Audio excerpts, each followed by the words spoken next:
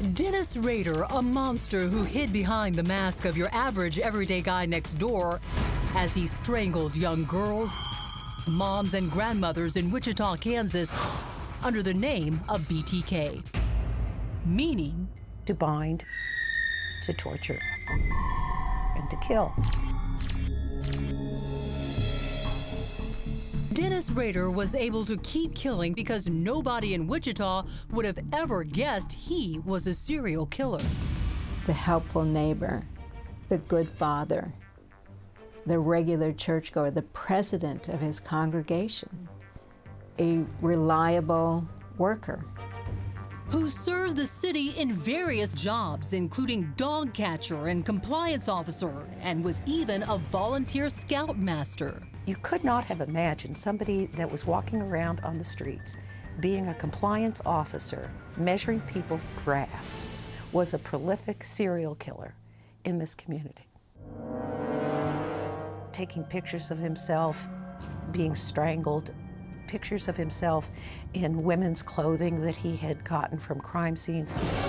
The most erotic image he could imagine is the look of a person in utter terror. Dennis Rader would claim the lives of 10 innocent residents of Wichita, most of them women whom he strangled with his bare hands or with their own clothing, including stockings and pantyhose. And these are actual photos Rader took of himself dressed as his victims, playing them in their death scenes to relive the erotic pleasure he got from murdering them. So he can go back and look at them and still get some type of erotic buzz as a result of his own handiwork. He wasn't the balding, paunchy guy who got arrested. He was a good-looking guy who was strong enough to overpower people and felt very confident of himself. Which would come in handy when Rader began acting out his murderous double life. Rader thought of himself in many different ways, but one of them was a James Bond type of spy. He liked the idea of living the double life, having this ordinary seeming existence, at the same time he's stalking people. Catherine Ramsland knows Rader better than anyone, and the professor of forensic psychology and director of the master's program in criminal justice at DeSales University in Pennsylvania has made studying serial killers her life's work. Dennis Rader was not the first serial killer I'd ever talked to. I certainly had studied hundreds of them in detail. Publishing her findings in 58 books, including her latest, Confession of a Serial Killer. The untold story of Dennis Rader after talking to him in person at prison and on the phone for the past 5 years. The signs were there. The signs were there. Someone could have picked him up. I knew that there would be things that he hadn't talked about with anybody else. I knew I had to build toward that by having him trust me. So Professor Ramsland could get inside Rader's sick mind.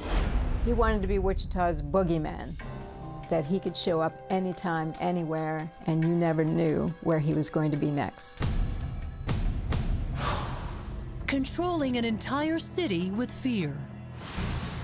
What he wanted to be was Jack the Ripper. Ever since he was a young teenager, getting turned on by those images of captive women in his collection of those old True Detective magazines. Binding them and taking pictures and telling them they're going to die. That was seared into Rader's adolescent consciousness as the ultimate thing he wanted to see in his victims' faces. 4 members of this family are about to die in a house of horrors. And the psychosexual maniac known as BTK, as in bind, torture, kill, will be born, leaving his evil signature and a lifetime of heartache behind. Imagine returning home from school, walking into your house, and finding most of your family murdered, your mother and father strangled, your little sister hanging from a pipe in the basement. Well, that's exactly what happened here to Danny, Carmen, and Charlie Otero. I went through the kitchen and to the hallway when I saw my father's feet tied together. She started yelling, calling my name and screaming hysterically. Danny, 14 at the time, and Carmen, 12, are the first to arrive home. So I ran over there and I saw that he had a belt around his neck. His eyes were open and rolled back. They're in a slaughterhouse. I could see my mother on the bed. Mom's tied up too. I said, untie him. I grabbed nail clippers to cut the rope around her neck. I said, I'm gonna go try and get help. And I ran to the kitchen and I picked up the phone and it was dead. Rader cut the phone line, so Danny goes to the basement to try another phone, which is also dead. And I didn't realize it, but my sister was hanging behind me from a pipe. Fortunately, none of the kids get to see that or little Joseph Jr. lying dead, wrapped and bound like a mummy on his bedroom floor. That's probably something I would have never been able to put away. Danny tries to shield older brother Charlie, 15, when he arrives home moments later. I said, you don't want to go in there. And Charlie pushed right past me. And I heard he started yelling. It was like being in a horror movie. You could smell the fear. You could smell the death. Charlie now wishes he'd listened to Danny. I felt like instantly somebody had ripped my chest wide open and pulled my heart out. He sees his parents lying bound and dead. The first words out of my mouth are, "What have you done now to my dad?" I tried to undo his knots and tried to undo my mom's stuff, and it wasn't coming undone. Charlie realizes the killer may still be in the house. I ran into the kitchen and grabbed a big butcher knife and yelled out, "Whoever's in this house, you're dead." And I started to go through the house. But Rader has already fled, leaving 3 terrified children orphaned and traumatized for the rest of their lives. How could God have let this happen? I was just standing there with a blank look on my face. I was in shock. I just kept thinking, why would anybody do this? Or this.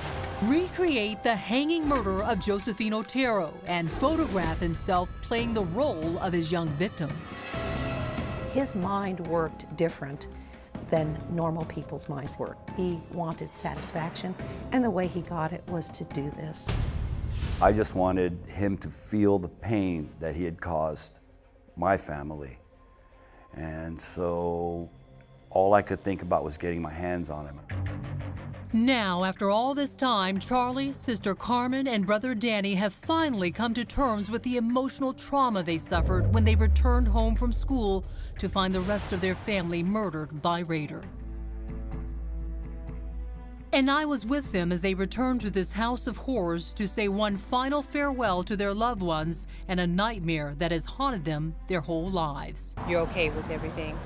Yeah, it's just sadness there. That's not what we're all about. That's just sadness, and I'm okay with leaving it. If it was up to me, this place would be flat. There might be a little memorial to my family in the middle of it, and that's about it. But Danny couldn't hide his pain as he put a flower on the windowsill of the bedroom he shared with his slain little brother, Joseph Jr. That was your rose of goodbye. Goodbye.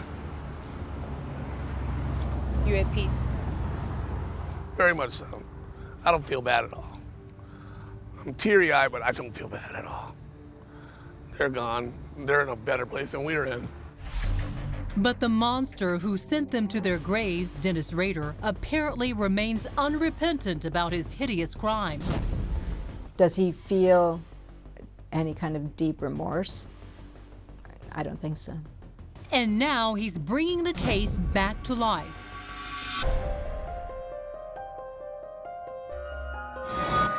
Ten unsuspecting residents of Wichita, Kansas have already now fallen prey to Dennis Rader, the crazed serial killer who calls himself BTK.